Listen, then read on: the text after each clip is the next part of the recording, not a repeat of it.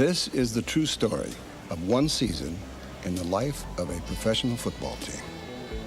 It's about the 1985 Tampa Bay Bandits of the United States Football League and about the remarkable man who created them. It's also a story about a nation's traditions and rituals, a story about America's heroes.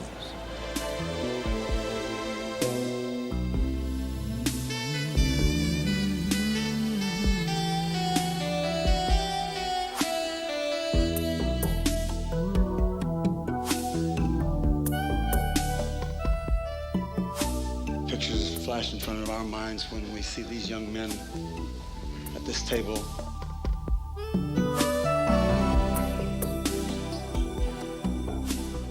I'll tell you something, you young men.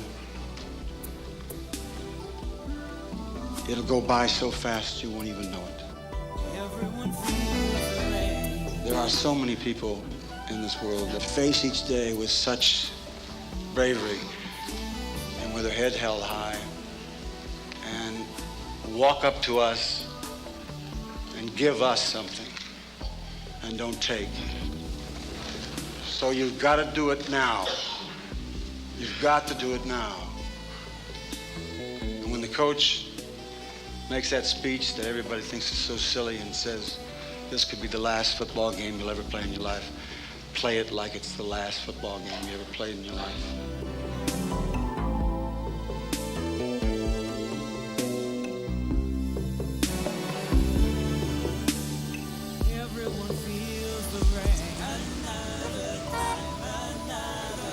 I figure, you know what I figure? No. I figure the best scouting that you can do is to talk to guys on your own team who played at college with the guys you're looking at.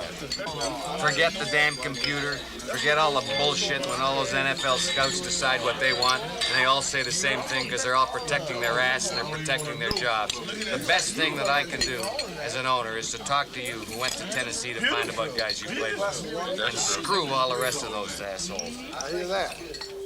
Nobody in life does well unless they're a winner. You gotta be a damn winner. Hell yeah. Here's to winning. Toast to that. Toast to winning. I just want to make a toast.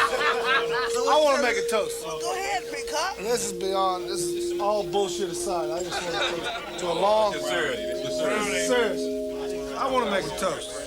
I make a toast to John Bassett, to a long and healthy life, and his illness and all the things wrong with him right now come to an end. And he lives about 100 more years with the rest of us, and we can play football with him forever. To you, John. Yeah, I tell you that. You know that's right. Thank you. But I got a serious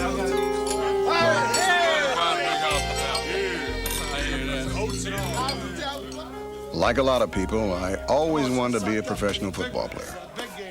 But after a knee injury in college, I had to find myself another career. Oh, shit.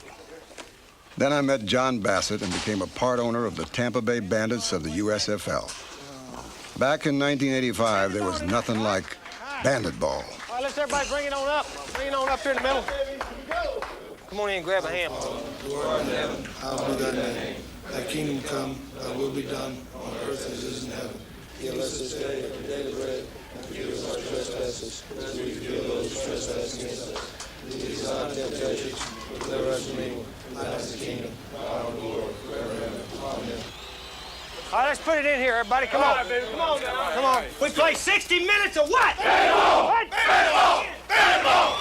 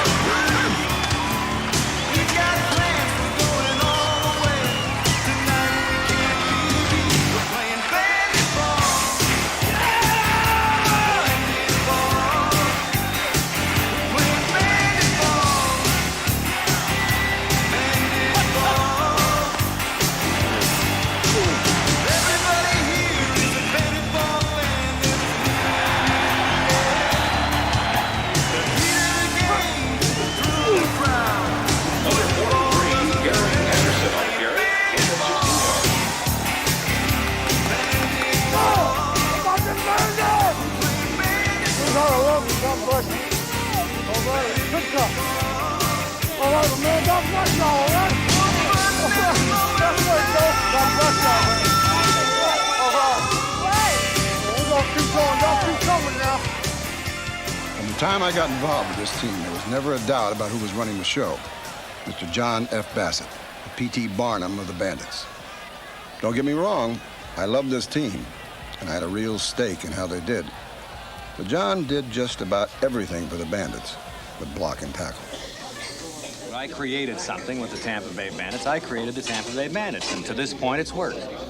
I mean, I named the team, I picked the stadium, got the investors, named the team, picked the colors, hired the coach, got us, you know, the players. Then, I mean, I put the package, I published the book. You know, now whether people like the book or not.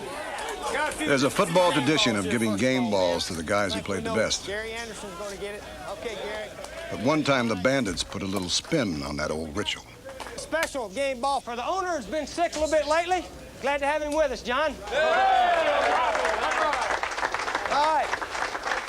All right. 1 o'clock tomorrow. 1 o'clock over there. The whole team knew that John was sick, but no one knew what was wrong with him. So in that '85 season, there'd be something else to worry about besides winning and losing.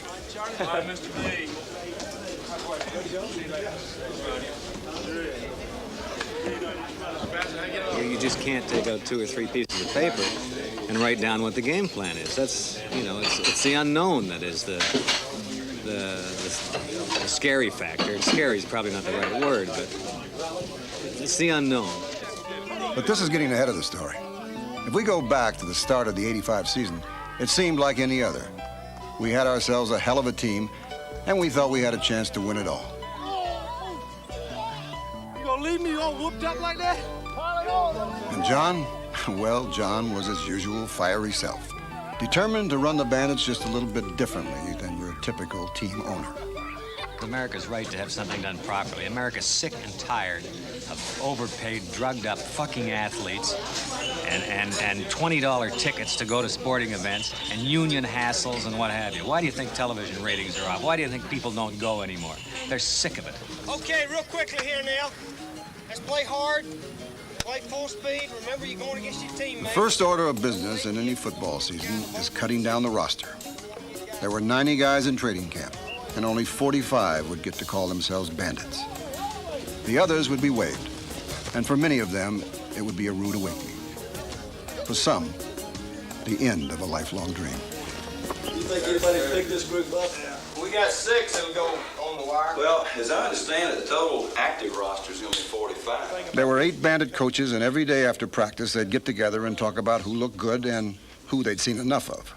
It was a little tense in there, because the coaches knew that careers were hanging in the balance. I want to make a trade, I'm telling you. Who's another inside you think has made the team?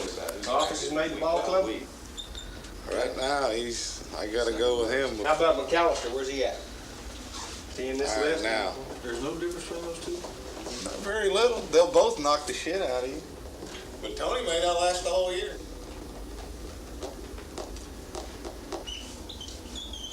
It's a red-ass world. Don't you ever remember it. Don't you ever remember it.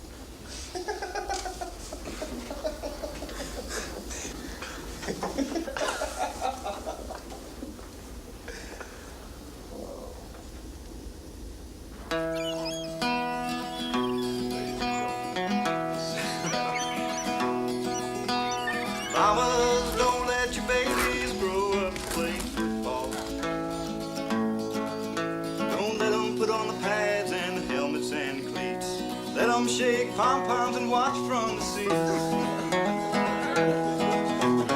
Mamas, don't let your babies grow up to play football. 'Cause football's no fun out under the sun on a hot February afternoon.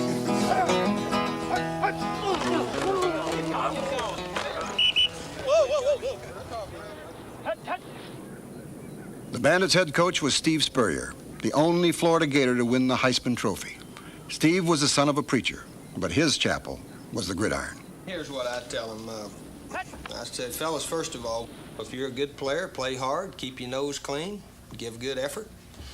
I said, there's a chance you can continue making a living out of football, which is a pretty good life for most of us. All you need to do is get one of those real jobs sometime to realize how good we have it.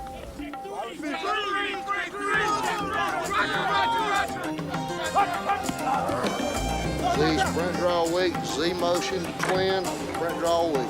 Hey, when you're down there near the goal line, Ed, line up and outside. Don't worry about them. Round 90!